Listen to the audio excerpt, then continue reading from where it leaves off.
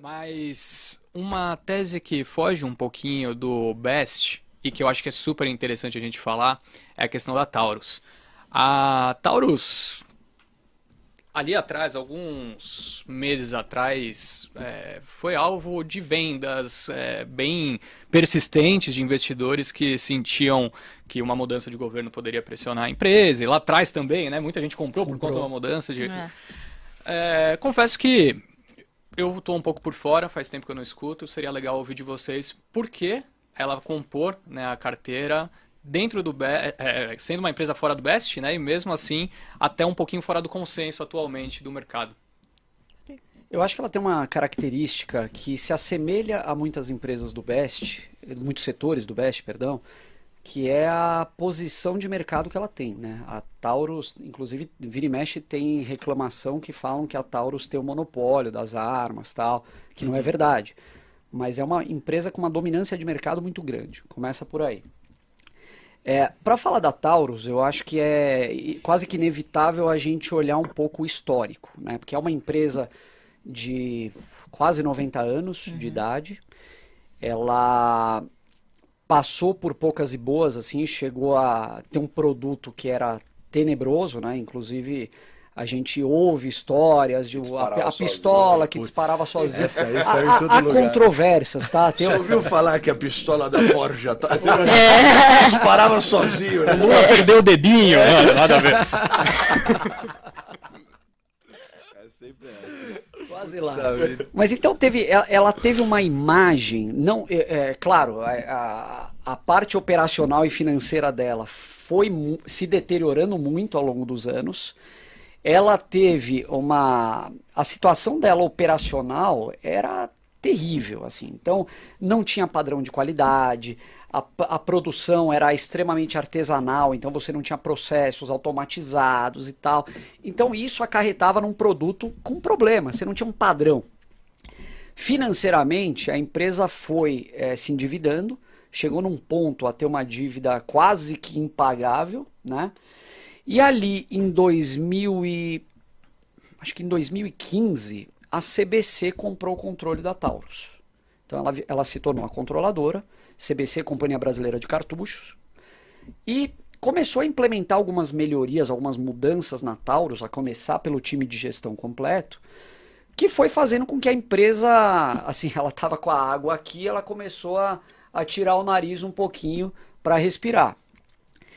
E ali, assim, a gente começa a observar algumas mudanças interessantes, processos produtivos padronizados, Kaizen, toda aquela história da filosofia japonesa Toyota de produção, produtos, acho que teve uma mudança drástica em relação aos produtos, começou a ampliar a linha de armas dela, lançar novas pistolas, revólveres, etc., armas longas, até que, assim, dando uma acelerada, essa equipe de gestão conseguiu trazer a Taurus para um patamar, vamos dizer, investível. Era uma empresa que já dava para começar a poder olhar, porque ela começou a implementar esse turnaround, você já viu uma luz no fim do túnel, e foi mais ou menos, acho que a hora ali que a Taurus voltou ao noticiário, né? Então, mas com muito resquício do passado ainda, porque era a imagem que ela tinha.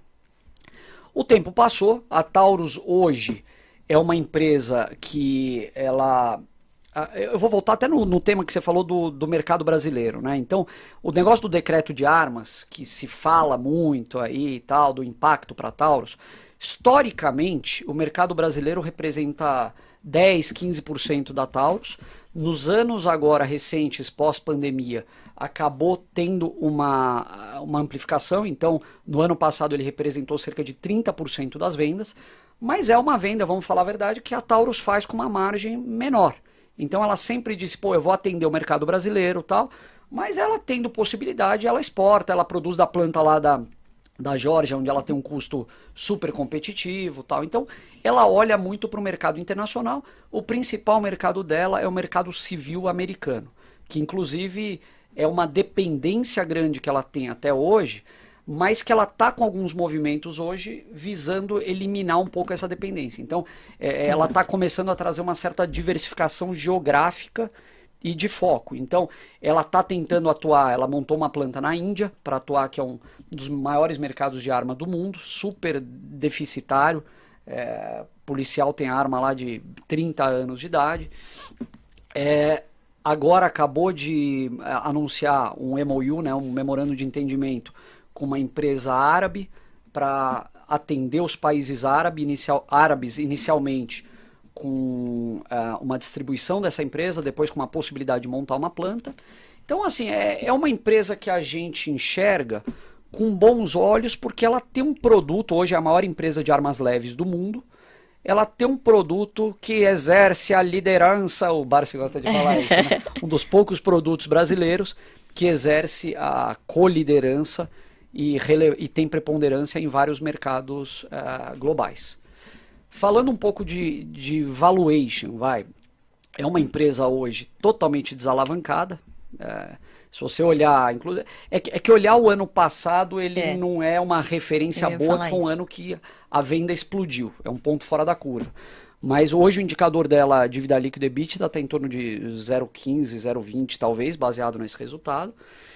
Ela é uma empresa que tem um valor de mercado próximo de 2 bi de reais, tem 126 milhões de ações, 15 reais mais ou menos a ação. O ano passado ela faturou 2,5 bi.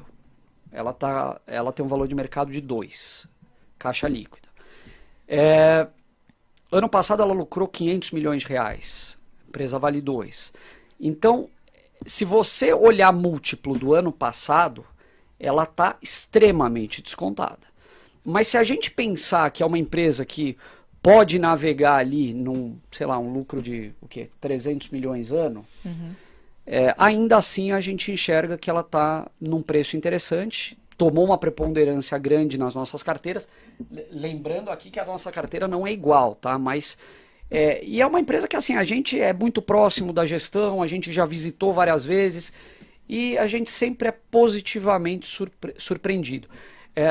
Para finalizar, dividendo, né? Começou a pagar dividendo depois desse mega turnaround, pagou 1,60 e pouco ano passado, esse ano já pagou 1,30 e pouco, dividendo trimestral, e anunciou um programa de recompra, uma flexibilização que eles podem recomprar também. Só um adendo interessante, né, Felipe? Você falou que pagou 1,60 de dividendos, né? 1,64. E muita gente fala que a 1,29 esse ano, né? Muita gente fala que a estratégia do Barsi só funcionou, né? A estratégia que a gente usa só funcionou porque ele começou em 1970, onde o preço das ações era muito menor.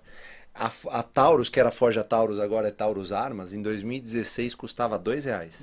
2018, eu acho. 2018. Eu acho que 2018. R$2. Pagou 17, exatamente. Pagou 1,60, depois pagou 1,28, recomprou a ação. Assim, é muito interessante você usar esse conceito, tipo, não, só funcionou com o Barsi porque ele começou em 1970, mas você tem diversos exemplos. O Felipe estava falando da Taurus aqui, mas se estende a Unipar, se estende a Banco do Brasil, se estende a Taesa. Você pode pegar inúmeros exemplos que corroboram justamente com o contrário. Né? Se você comprar boas empresas a bons preços, esse dividendo que você vai receber, esse yield on cost, ele acaba tomando uma importância tão gigante na sua carteira que faz com que esse argumento de que, não, é porque em 1970 funcionava assim, por isso que hoje ele é bilionário. Não.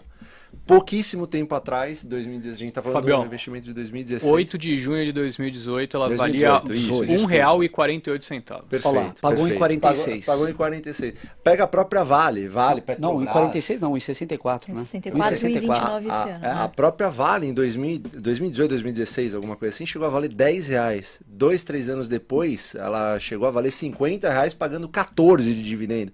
Então, assim, todos esses exemplos, eles mostram o porquê que a estratégia ela é atemporal, ela é válida e, cara, ainda que sejam taxados dividendos, ainda que aconteça esse monte de calamidade que pode acontecer sempre que o Brasil está sempre no mapa e tal, sempre vai ser mais interessante você investir em boas ações. Isso nunca muda. E você comentou sobre os árabes, né? A gente teve presente no evento que rolou aqui na XP essa semana. O Al-Falih estava aqui, o ministro dos investimentos da Arábia Saudita. Caramba. O cara foi CEO da Saudi Aramco, foi ministro da energia. O Stetter foi tentar vender o Palmeiras pra ele. Eu fui tentar me vender. Vendeu o Palmeiras. Palmeiras é em vendar, o valor Não dá pra tende vender ao- o Palmeiras. O intangível é altíssimo. exatamente. E, cara, sabe quanto que ele tem de dinheiro para investir até 2030? Eles estão querendo diversificar, né? Estão comprando aqui Claro. um negocinho da coisinha Vale, pouca. 3 bi e meio aqui na Vale. 3 trilhões de dólares o cara tem. Cara, é Pra bizarro. Que comprar, beleza. Como que é o diversificar. nome tá dele ligado? mesmo? Alalala Al-Falih. Eu não me Muito recordo o começo. Falei, Faz né? o Pix de 1% aí pra nós. Ora, 0,01 Vai mudar bom aqui demais. meu jogo. Mas, cara, é exatamente isso. Eles têm o quinto maior orçamento do mundo para o mercado de defesa, né? Então vai ser outro baita mercado que a Taurus vai estar aí se preparando para explorar, né? A oportunidade da Índia surgiu, se não me engano, em 2019 ou 2020, quer dizer, e eles apresentaram a proposta para licitação agora em maio de 2023. Então, quer dizer, são projetos também que demandam tempo e preparo e estratégia e conhecimento ali do terreno onde eles estão pisando. Então, acho que eles estão sendo bastante assertivos em fazer joint ventures com outros players locais que saibam as regras do jogo ali, né? E, obviamente, vão conseguir, não tenho dúvida, que vão conseguir ser bem-sucedidos, né? Então, acho que, para resumir, me parece muito barato na realidade atual e me parece também muito barato com o que ela pretende entregar. Então, até 2026, ela pretende expandir em termos de capacidade produtiva em 40%, né? Hoje ela tem capacidade de produzir 10 mil armas em média por dia, né? Então, cara, Tem um outro segmento que ela também está querendo acessar, que é o mercado de law enforcement nos Estados sim. Unidos, que Isso. também é extremamente representativo, forças policiais, tal, que hoje Isso. ela não atende. E defesa nacional. Hoje, basicamente, quem determina o mercado é o mercado americano, né? Sem dúvida nenhuma, o mercado civil americano, ele é o que faz as regras do jogo, né? Então, acho que você diversificar não só geograficamente, né? Outras regiões que são politicamente muito complicadas, né? E que os conflitos não vão cessar tão cedo. E você acessar outros tipos de demandas mais constantes, como licitação, né? Então, por exemplo, essa agora da Índia são 415 mil fuzis, é a maior licitação pública da história. E provavelmente vai ser por um longo período de tempo, Fracionada né? entre vários fabricantes, tal. Exatamente. E assim, o pessoal fala muito do decreto de armas aqui que saiu do Brasil, né? É claro, mexe alguma coisa no resultado da empresa, mas esse decreto ele trouxe alguns pontos que podem até ser positivos para ela, talvez. Primeiro que ela tem essa flexibilidade para redirecionar a produção para outro lugar. Então isso não é tanto problema se ela deixar de atender o mercado brasileiro em algum volume. Teve uma restrição que apareceu lá, que é em relação às armas de 9mm. Não sei se vocês viram. Você tem hoje armas importadas, se eu não me engano tem um fabricante só estrangeiro no Brasil, mas muitas das armas importadas dessas empresas hoje são justamente 9mm. Elas não têm um portfólio, muitas vezes, para atender o Brasil com outras armas. A Taurus tem. Então, eu acredito que o impacto seja marginal e a cara que a empresa está hoje olhando para o mercado, a forma que ela está olhando, isso faz com que ela elimine cada vez mais a dependência do Brasil. E outro tipo de risco do que quando a gente começou a investir lá em 17, 18, né? Ali você tinha um puta risco que ia ser simplesmente do tornado não der certo. Sobrevivência. É um risco de sobrevivência. Agora você tem outro tipo de risco, né? Que tá jogando o jogo das empresas que estão crescendo. Quer dizer, é um jogo mais difícil, mas obviamente você tem muito valor ainda para ser destravado no futuro, né? Então é um case que a gente gosta bastante aí, que foge um pouquinho aí do tradicional do Best, né? Foge muito, né? Do tradicional do Best, né? Eu tenho um certo receio de falar dessas empresas. Até você estava falando do rapaz aí, que tem os trilhões aí. Do rapaz. Do rapaz. menino. Do menino, que tem alguns trilhões aí. Mas você pega, se eu não me engano, foi o fundo que comprou a parte de base metals da Vale, né? Se eu não me engano. FIP.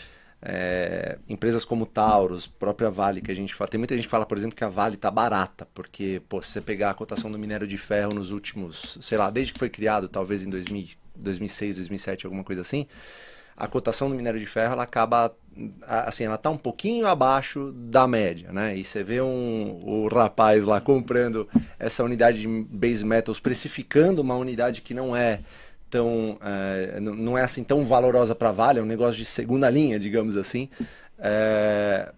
O valor que ele pagou foi de 125 bi. A Vale está valendo 300 bi no mercado. Então muita gente fala da Vale que, pô, tá barato, é um negócio. A Taurus, mesma coisa. Pô, tá barato por conta desses indicadores, por conta disso que eles estão fazendo. Só que o nosso receio é sempre com, assim, a gente tem sempre que ter um cuidado com o investidor pessoa física, porque essas empresas que a gente fala que eventualmente possam estar baratas agora, elas estão baratas para pessoas que eventualmente já têm uma carteira fundamentada na Bolsa de Valores. Então você pega o Barsi. O Barsi está comprando IRB, por exemplo, ou comprou Cielo, ou comprou alguma outra empresa que passou por algum momento difícil. O Barsi tem 4 bi para trás e muitos desses 4 bi estão fundamentados em empresas que pagam bons dividendos, ele comprou muito bem, ele já recebe esses dividendos dessas empresas. O Barsi ele tem, e fora que ele é o Pelé do mercado, eu sempre gosto de dizer isso, então ele pode se dar ao luxo de analisar essas empresas da maneira como ele faz, e ele é um cara que eu considero um dos mais pacientes da história do mercado, não é à toa que ele chegou onde chegou. A pergunta que eu faço para quem está nos assistindo é se essas empresas que a gente está falando, posso pegar até o exemplo da Taurus, se elas pararem de pagar dividendo por algum investimento que eles tenham que fazer, ou alguma coisa nesse sentido, eles parem de pagar dividendo, a cotação caia pela metade, essas pessoas vão ter paciência, você que está aí nos ouvindo, vocês vão ter paciência de segurar essa empresa, que com certeza pode ser um belíssimo investimento futuro? Eu duvido de novo, eu acredito que não, especialmente se essas pessoas têm menos de 3, 4, 5 anos aplicando essa estratégia no mercado. Então assim, a gente tem que ter muito cuidado em falar em empresas que estão fora do BEST, porque elas não têm essa recorrência de pagamento de dividendos, que na verdade é o mais importante para que a gente fundamente a cabeça de longo prazo do investidor. Se ele não tem essa cabeça de longo prazo, porque, cara, é um jogo de longo prazo, eu odeio falar jogo, mas é você contra você mesmo no longuíssimo prazo. O que é longuíssimo prazo? O resto da vida. Então, partindo dessa premissa, você vai querer viver esse resto da vida com uma carteira que te possibilite receber dividendos de forma frequente de empresas que não pararam de pagar, inclusive em momentos muito ruins para a economia, ou você vai querer ter empresas que já fizeram isso, já pararam de pagar dividendo em alguns momentos, o cenário já ficou péssimo. Você aguentaria? Eu duvido, eu acho que não. Então, embora seja um belíssimo investimento, a gente acredita, né, que seja, a gente nunca faz recomendação de compra, mas a gente acredita que sejam bons investimentos, talvez não seja para a pessoa que está começando isso. Por isso que está fora da órbita do BEST lá, mas você tem que ter muita cautela. Aqui de mercado deve ter uns 50 anos, de gente que já tem carteira previdenciária estabelecida, montadinha, bonitinha, tá ótimo. Mas e a pessoa que não tem? Que está lá fazendo seus aportes de R$100, R$1.000 por mês, não se sabe, de R$10 por mês. Essa pessoa aguenta? Eu acho que não. Eu acho que essa é a pegada. Fala galera! Se você curtiu o vídeo, não se esqueça de deixar o seu joinha aqui embaixo. E se ainda não está inscrito no canal, aproveite e clique no botão de se inscrever para não perder mais nenhum conteúdo. A gente posta vídeos toda semana, então ativa o sininho para ficar por dentro das novidades. Valeu e até o próximo vídeo.